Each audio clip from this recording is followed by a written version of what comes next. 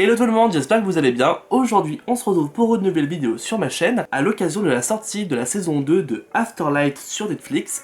J'avais envie de vous faire une petite sélection de séries qui viennent de nos contrées voisines d'Angleterre. Je trouve que les Anglais arrivent à produire des séries où il y a une ambiance assez bizarre qui s'en dégage, qui mélange un peu la nostalgie, un côté un peu industriel et en même temps, voilà, une certaine originalité qui s'en dégage. Généralement, on erre dans des décors, voilà, de villes industrielles vieillissantes, dans des quartiers résidentiels faits de briques rouges, et aussi, voilà, des lieux hyper improbables et hyper particuliers qui font vraiment le charme de ces séries. Du coup, comme d'habitude, je vous invite, voilà, à lâcher un petit like, à partager les vidéos autour de vous. Mes réseaux sociaux, du coup, c'est BalouBalex pour Twitter et Instagram. On va commencer tout de suite, du coup, avec la première série, donc c'est Afterlife. C'est une série qui a été lancée il y a un an sur Netflix par le génialissime Ricky Gervais, qui est un humoriste, voilà, hyper reconnu là, en Angleterre. C'est une série, voilà, sur un homme qui vient de perdre sa femme d'un cancer, et on suit, voilà, la vie de ce type, voilà, qui a complètement changé, qui est devenu super aigri, qui est devenu triste. Il est complètement dépressif, il est complètement perdu, vraiment à la limite, voilà, de se suicider. Et le travail qu'il occupe, voilà, de journaliste pour un journal local gratuit qui est pas franchement porté sur la véracité des histoires, déteste son job, voilà, et malheureusement il est devenu complètement cynique. Et on se demande, voilà, comment il va sortir de cette mauvaise passe, comment il va sortir de cette dépression, voilà, qu'il habite.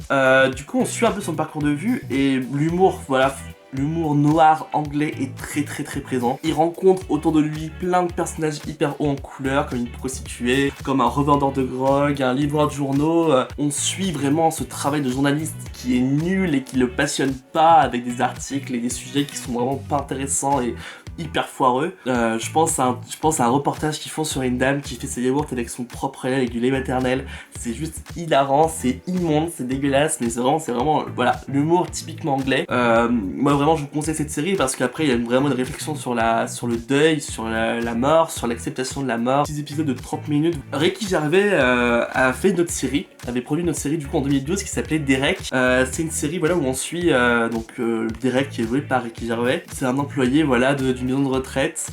Il est complètement con, enfin il est un peu con, il est un peu naïf, voilà, il a un physique, on peut dire un peu disgracieux, il est pas très doué, il est pas très habile, enfin voilà, il y a une scène où il y a une des résidentes de la chambre qui est morte, tape à la porte avant de rentrer alors que la personne est morte. Enfin, vous voyez, c'est de l'humour anglais. C'est le type est en plus animé par des super bonnes intentions.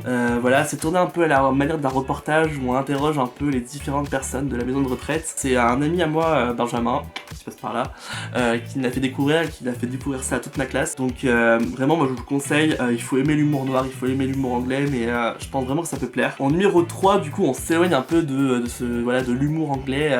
On passe vraiment à quelque chose d'un peu plus trash, on va le dire, mais je pense que c'est une série, il faut que je lui rende hommage parce que elle a animé mon adolescence, c'est Skins. Vraiment, moi je pensais que j'allais faire des soirées au lycée, dans des squats, voilà, à me piquer avec de l'héroïne et à dormir dans l'herbe au bord de la Loire jusqu'à 7h du matin. Bon, heureusement, ça s'est pas passé comme ça, et heureusement aussi, mais je pense que c'est vraiment une série qui a marqué les années 2000 par son originalité, par les thèmes qu'elle abordait hyper précoces, comme l'anorexie, voilà, l'homosexualité, la transidentité. Je pense maintenant que c'est une série que peut-être que les personnes qui sont nées après 1998-1999 connaissent un petit peu moins. Du coup, Skins raconte l'histoire en fait d'un groupe de lycéens, voilà. L'originalité aussi, c'est que toutes les 2 saisons, tous les personnages sont renouvelés, on a une nouvelle génération d'étudiants en gros.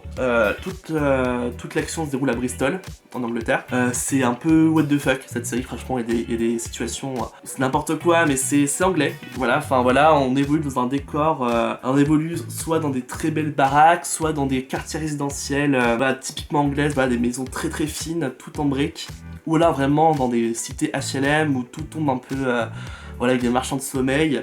C'est une série aussi qui est magnifique en termes de décor, qui est magnifique en termes de musique, vraiment très influencée par la drum and bass, très influencée par le rock alternatif et par tout ce qui est alternatif en fait. Vraiment de très belles scènes de contemplation. Je pense à un épisode où ils s'enfuient, ils sont au bord de la Tamise, complètement bourrés, enfin voilà, il y a plein de scènes comme ça. Clairement, toutes les phrases de Skins m'ont servi à remplir mes photos profil Facebook en dessous là, en mettant des phrases qu'est-ce qu'ils essaient de faire? Ils essaient juste d'être heureux. Enfin voilà, ça c'est typiquement le genre de phrase qu'on retrouve dans Skins. Et surtout, mais ça a permis de découvrir un nombre d'acteurs, mais c'est assez impressionnant. Donc on a Kaya Scodelario, je pense que c'est la personne qui a le plus percé derrière. Mais on a aussi Nicolas Hu, voilà, qu'on peut retrouver dans... C'est hyper empreinte des 2000, donc tout le temps commence un peu à vieillir, mais... Quatrième série, c'est Misfit. Alors Misfit, j'aime bien cette série, seulement les 3 premières saisons. Après j'aime vraiment beaucoup moins. Mais en gros, c'est 4, non ils sont 5 jeunes, enfin 5 adolescents, 5 jeunes adultes, je sais pas comment on pourrait dire, voilà, qui ont été condamnés pour des raisons voilà, diverses et qui du coup vont faire des travaux d'intérêt général, je ne sais pas comment on accorde. Et le premier jour en gros, voilà, il y a un immense orage qui s'abat du coup sur les 5, ils sont frappés par la foudre et du coup ils ont des super pouvoirs, ils se découvrent des super pouvoirs, mais du coup aussi ils vont se rendre compte que d'autres personnes ont été frappées par la foudre et c'est pas forcément des personnes bien. Du coup on voit vraiment que leur... Enfin, par exemple, la personne qui s'occupe d'elle pour les travaux d'intérêt général devient complètement folle et tente de les tuer. Du coup, voilà, il le tue et du coup, tout découle un peu de ça, voilà. Ils vont rencontrer plein de personnes aussi, et bon, des histoires d'amour, bien sûr, dans tout ça. Les 2 premières saisons sont complètement folles, c'est trop bien, j'ai vraiment carrément accroché.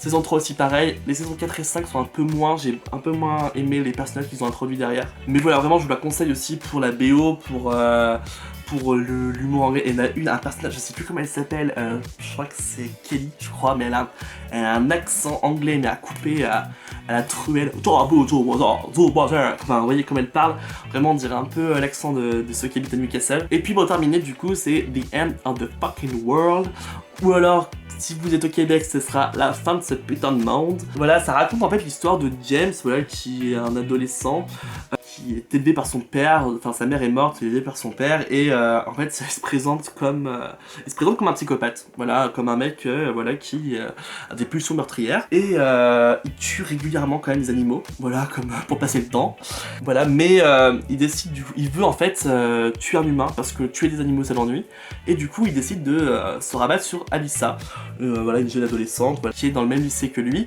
Elle est complètement, ouais, c'est un peu genre de meuf, genre ouais, je n'ai plus rien à foutre, de toute façon le monde c'est de la merde, dont la mère est un peu dépressive, un peu alcoolique, et le père est complètement, enfin c'est un coureur de jupons, clairement.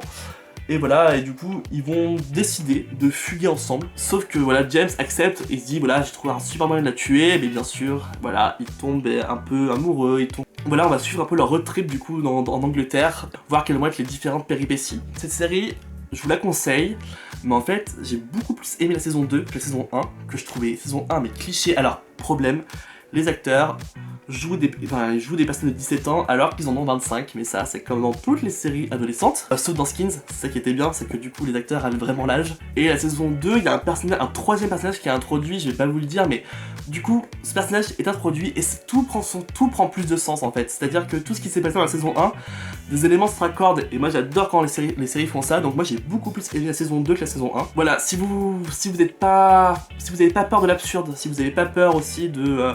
voilà, de moments où les acteurs jouent pas très bien, mais ça c'est plutôt en saison 1. Vraiment, allez-y, foncez, parce que vous allez grave kiffer. Bon, comme je vous le dis, franchement, la saison 2 vaut le coup, la saison 1 un peu moins, mais bon, faut regarder la saison 1 pour comprendre la saison 2. Voilà, c'est tout. J'espère que cette sélection vous a plu. Voilà. N'hésitez pas à me dire dans les commentaires, pour ceux qui ont regardé Skins, quel était votre personnage préféré. Clairement, moi c'était Effie, et vous étiez plutôt Effie et Cook, ou Effie et Freddy. J'ai besoin de savoir. Voilà, c'est tout. Je vous embrasse, comme d'habitude, et puis bah, vive la France et vive le confinement. Salut!